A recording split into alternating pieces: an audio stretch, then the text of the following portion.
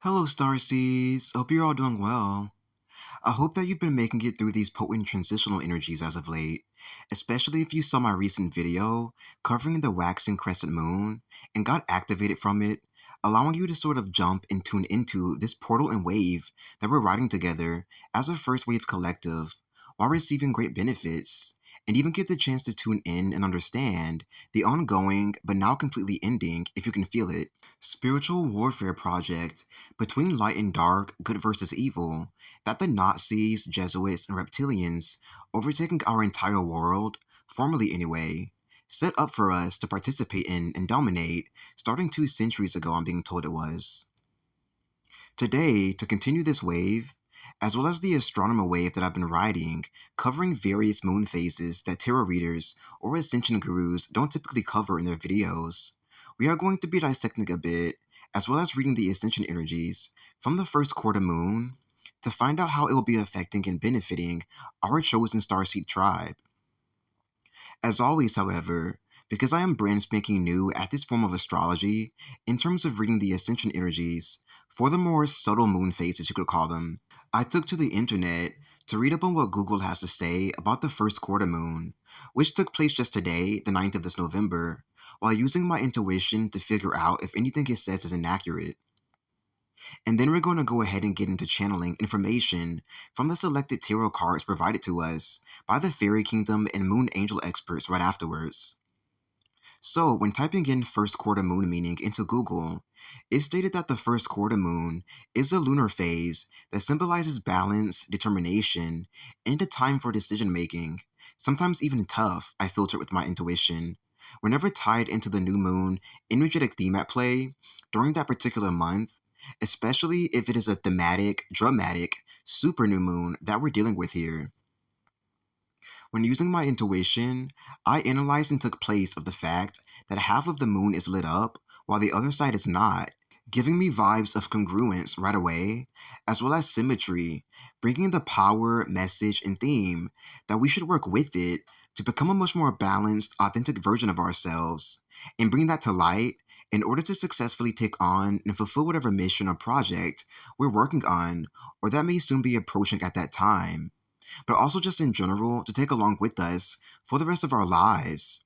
which I'm going to intend happens throughout this entire reading / psychic surgery session for our Starseed 144 Tribe Collective.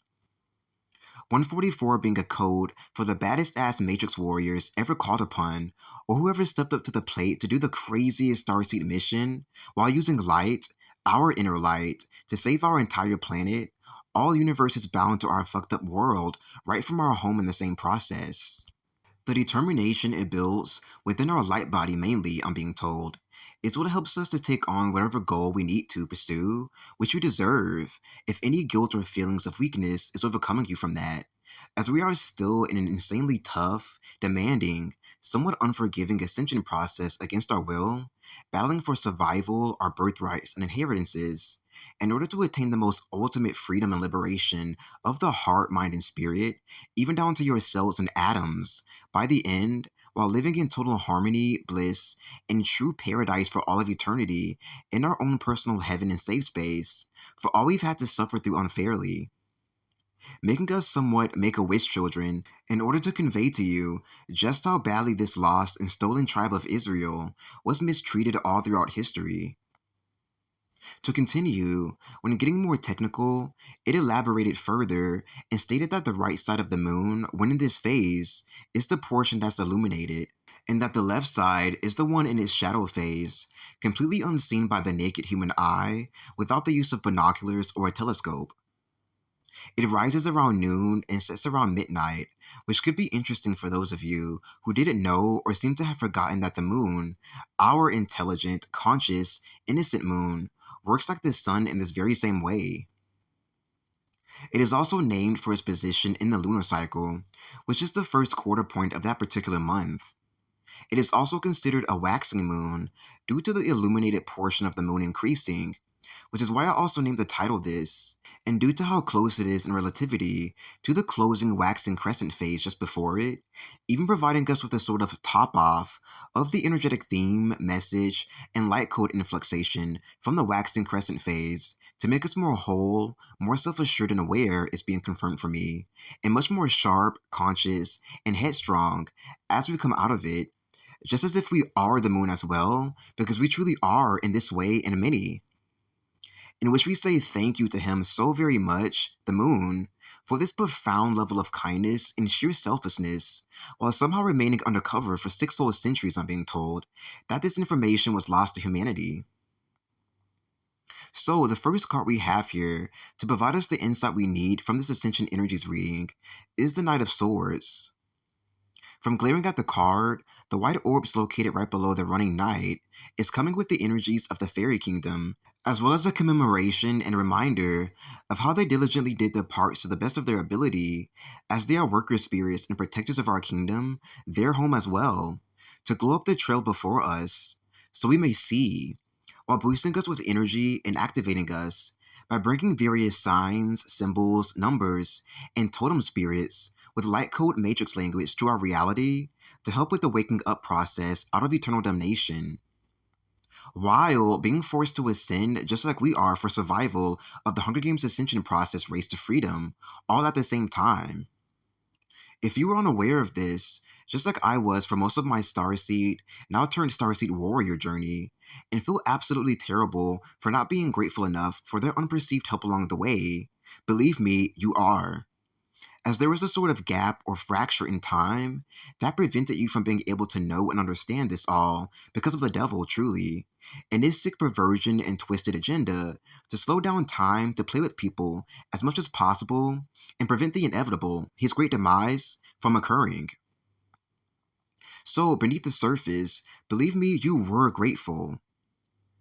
With these orbs of fairy light guiding the way, I can feel all of the momentum it helped provide the night from all the way in the past when this trippy Starseed adventure first began for us, and that, to this day, it's still been providing us this momentum, whether it seemed to have slowed down for you as of late or not, which is coming back stronger than ever in the end to help the knight take on this last leg of the hero's journey missions of all hero's journey missions. With this superheroic legacy of taking down the devil, all of his disciples among our very planet and down below, and the entire poisoned, brainwashed, and enslaved fairy system turned beast system, which was turned this way with the darkest black magic from ancient Egypt by the hands of the devil's boule Illuminati, working day in and day out to keep us enslaved, asleep, poor, and weak as much as they possibly can in these last days where this fate is for them, not for us. Instead of running full speed ahead in order to fight for justice and our rights, like we've grown used to while not truly ever grown used to it, I'm feeling double messages playing out here within the illustration, as it feels like the motorcycle up ahead of him that he's running towards with the greatest conviction is actually a split between our biggest dreams and the final battle we must face that's coming in between we and our dreams. For this whole Starseed Ascension and Race to Freedom has truly been about this, our destiny and our wildest dreams coming true and finding out what's been preventing them the entire time. A true, terrible curse that we stolen Hebrew Israelites have had to face practically since birth. Although I know it tends to venture from that many a times throughout the whole experience, especially when in battle mode, which sheds light on the fact that we are scary, natural born warriors who go there whenever needed, and that we're all great multitaskers, in which we will be rewarded and compensated for immensely for every single unnecessary step or fall we had to take on this dangerous, yet electrifyingly enlightening, otherworldly Matrix Starship Star Wars journey to restore us right back to proper balance afterwards. Your dreams and challenging yourself to truly pursue them, which our happy and on the job planet and teacher of the month Uranus is intensively helping us with this month of November, will actually be what breaks all of the poppy spells, enlivens you, and wakes you up out of the long Alice in Wonderland and Wizard of Oz acid trip that we've been stuck in while traveling through trippy Ascension Portal after trippy Ascension Portal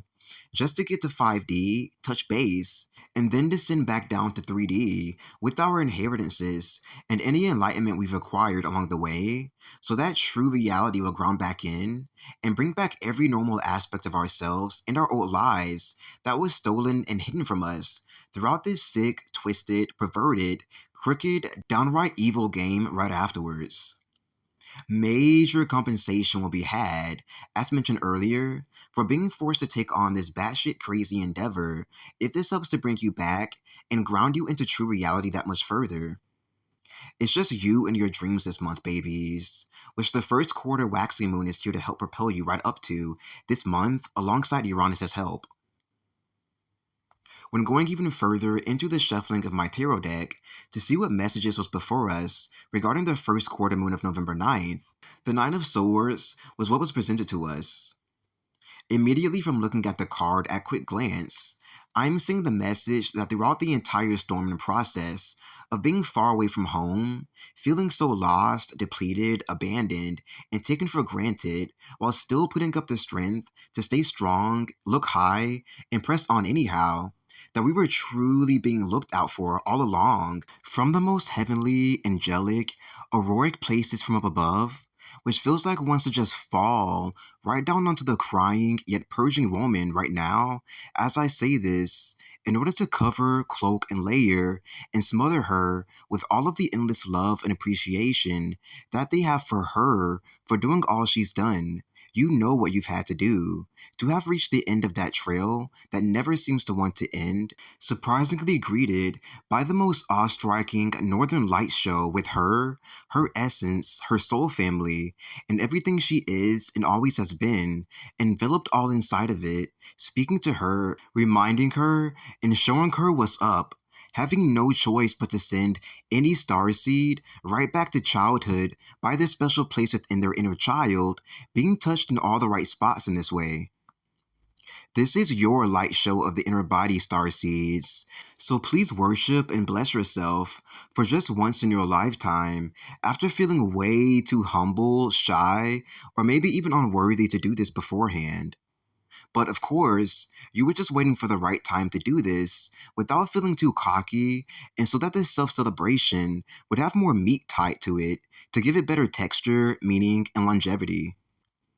As we rise, they shall fall. A sisterhood of the rose, lion tribe of Judah, fairy kingdom, and bloodline of David prophecy is most definitely being fulfilled here in the illustration as well. Where when the big 180 flip of power, inherited fame, wealth, and even health gets exchanged from the upper classes and right down to the lower, so we may flip or transcend right up to the correct material, yet etheric dimensions we feel the most comfortable in, some getting cozy in the upper class position, and others in the middle class position to match who they are and where they currently are within their personal, natural ascension journey. Bringing all of the colors and many, many joys of life right back to us, tucked right into the depths of our pure, beautiful, innocent hearts and souls, just where they belong, never to leave this position again,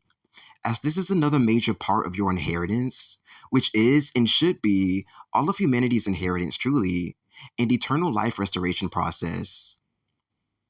This flipping upward as they go downward message is being conveyed by the rain pouring down onto the girl, appearing to be falling stars rather than raindrops, representing the most corrupt celebrities and their politician masters hitting smack into the ground, fried, humiliated, shocked out of this world, broke, homeless, and primed and ready for their final judgments for Judgment Day and Revelations period. It actually feels like the woman in the image is crying has shifted into sheer tears of joy, and that the enemies to Christ and our Christed souls have not completely taken our burdens, our inflicted burdens, making them entirely illusory all this time, in order to fall way far into and past damnation, just like where they ruthlessly threw us, just for the chance to drain power, fame, and to even get a reward for it in the end, upon completion of the mission and deal they signed with the devil,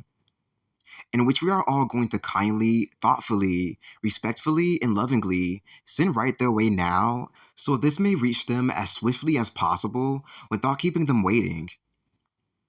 All of the power they stole from us throughout their many years, heavily since 2012 when the Hunger Games, The Purge, Zombie Apocalypse, Witch Age, Maze Runner Ascension process officially began setting into place, is felt building within our selected and called upon special 144 Starseed tribe, making the frequency of the Starseed celebrity template embodiment officially come online, activate, and transform us even further into the true standards of what it means to be a real-life celebrity among a planet, as the fact that being a celebrity is super rare, unique, special, strange, otherworldly, supernatural even, and downright amazing, doing it for all the right reasons, was taken out of our matrix system just so that we will not only ever fully realize this, but also lose our stardust and special glow the longer we are evolving backwards from this embodiment in the process. The spells and illusions giving us a false reflection and perception of ourselves are felt completely fading and melting away, along with all of the witches and their warlocks melting in the fashion that they know and like best. This aspect of our long, ongoing, yet still natural and non invasive life restoration process is very well deserved and marks milestones within milestones due to how thick, deep, and endless this long standing battle between light and dark, good versus evil, runs for, making us the biggest, most ultimate, most relentless, most strikingly famous Starseed celebrities ever imaginable. For these are the new standards. And that concludes this mini tarot reading / energy healing / Starseed graduation ceremony it turned out to be regarding the first quarter waxing moon and the effects it is due to have on the oh so special Starseed warriors in the first wave of Ascension. I hope that you found all of the enlightenment you needed from this. Look forward to more readings and insightful videos for the Starseed Collective to hit this channel in the future. Comment down below if you have any questions or comments. Subscribe if you've received some form of enlightenment. Donate if you feel you need the communion. And dare to shine brighter than ever before until you blind them, New Earth celebrities. Bye now.